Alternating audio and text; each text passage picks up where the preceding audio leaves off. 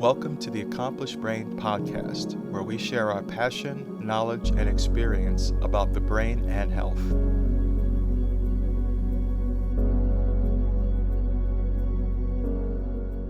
What happens is then they'll have a sway either left or right.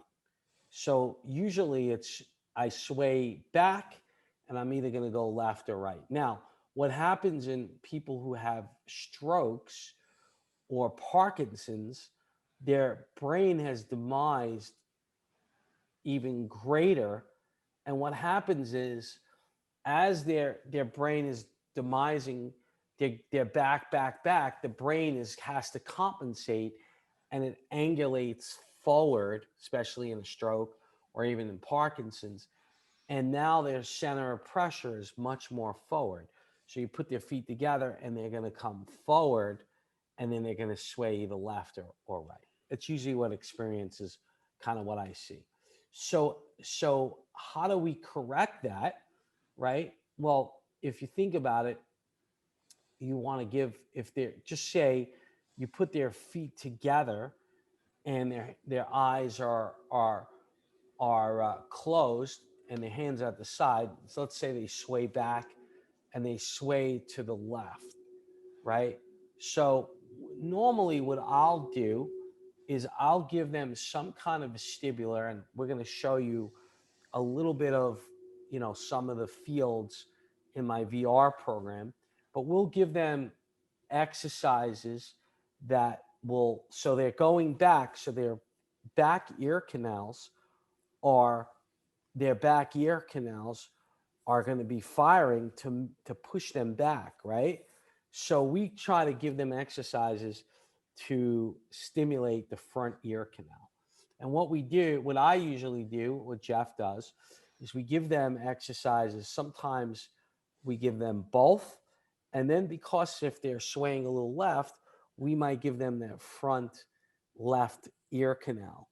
So the both front ear canals and then the left front ear canal. And usually you'll see dramatic changes in that kind of work. And you'll see dramatic changes in their balance. I mean, I've seen it over and over.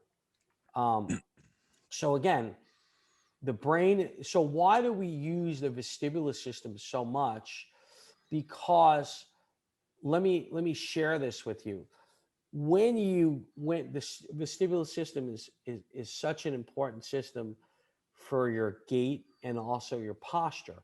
So here's the thing, and balance.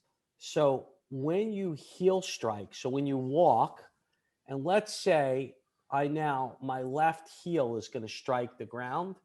At the same time, my left heel is going to strike my left ear canal, my left back. So if it's back, my left posterior ear canal is going to fire that whole posterior, it's going to fire that. I'm now striking the heel, and now I'm going to get heel strike.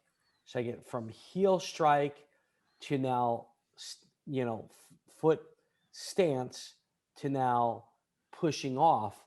We need that whole posterior ear canal is going to fire when you heel strike. So the second thing is when your balance is off, chances are your posture is going to be off, right? And then chances are your gait is going to be off. So by just looking at someone's balance, you can improve their balance, you can improve their posture, and you can help them improve their gait. And I've seen that. So again, with people who, like in their Parkinson's, people that have a shuffling gait because their center of pressure is more forward, we tend to give them exercises for the posterior canal, right? So what I've seen is the people who have, like, your first line brain is demising just a little bit. And when I mean demising, I'm not saying you have a tumor. What I'm saying is that the circuits are not firing the way they can, right? They don't have any physical pathology. They don't have a tumor. They don't have a vascular event. but they're just off. Their balance, and because their balance is off, their posture's off, their gait is off, and they just feel very unsteady. So in that case, you'll see that when you do your Romberg test, you'll see that you'll have you'll put the feet together, hands at the side, and you'll see that they'll have this posterior, or they'll feel like they're falling backwards. Eyes are going to be dominant down.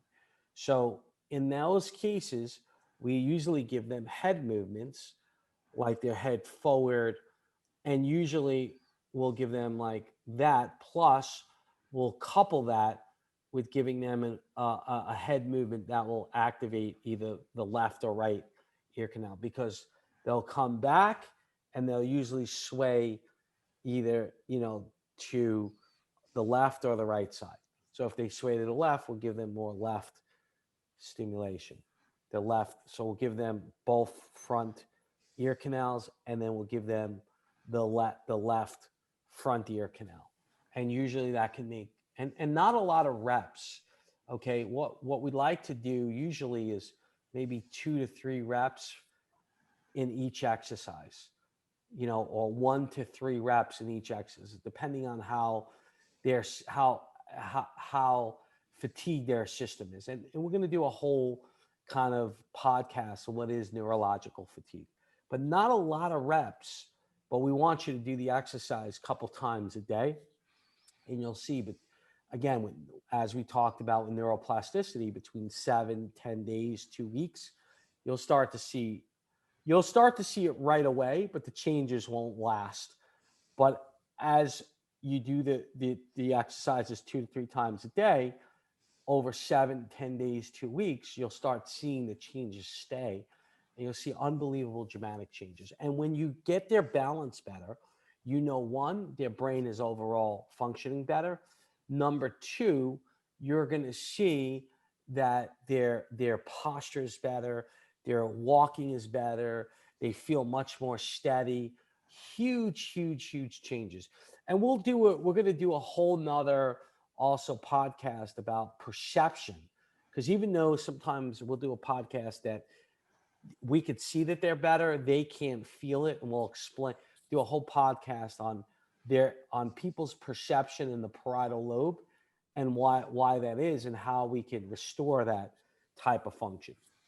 But Andrew, just jumping in on the Romberg test, I think it's also important to note a very common term in functional neuroscience, which is cross-cerebellar diastasis, which is that information coming, say if they fall right, we know that pathway is coming from the right side and communicating to that right side cerebellum, which would give us a keyhole to what's going on to the left hemisphere. Brain. Yeah, yes. And so, yes. I think it's important to note too, with, part of the rehab part is we can also do some stimulation to the cerebellum, but it also can really give us a good idea of what's going on from a hemisphericity standpoint.